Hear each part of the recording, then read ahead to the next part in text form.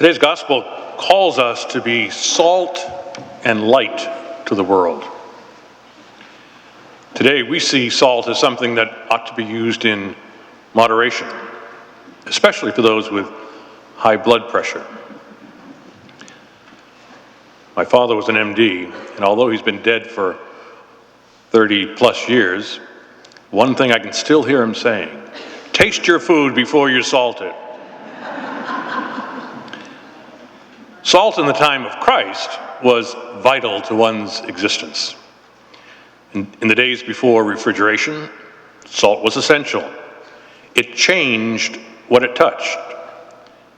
It kept it from spoiling or rotting or corrupting. Salt purified things. That's why salt was even rubbed on newborn infants to strengthen and protect them.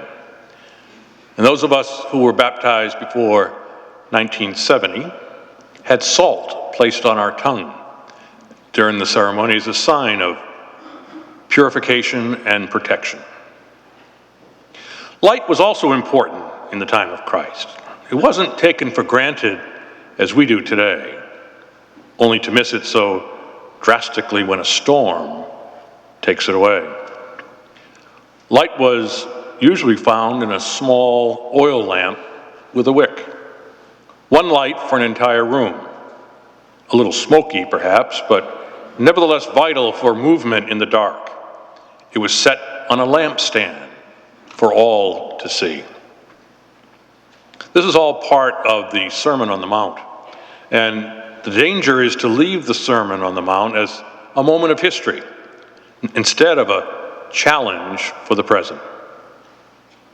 It's not meant to be a history lesson on the meaning of salt and light, but it really is an invitation Jesus gives to us to be salt and light. As salt of the earth, we need to be making a difference where we come into contact with others, with our community, our government, our schools. We need to be that which gives life some zing, preventing corruption and giving life deeper meaning. If you are a student, this challenge is given to you to be salt to your school community. Make a difference as you challenge it to be a more loving and caring community, concerned with the needy that we heard in the first reading. You are a Christian, you are salt. You need to purify, change, give zing to your community. We hear so much about bullying these days, and the Christian is expected to be inclusive rather than exclusive, charitable and kind towards others. To be salt means to see how our faith makes a difference in the way that we live, in the way that we treat each other.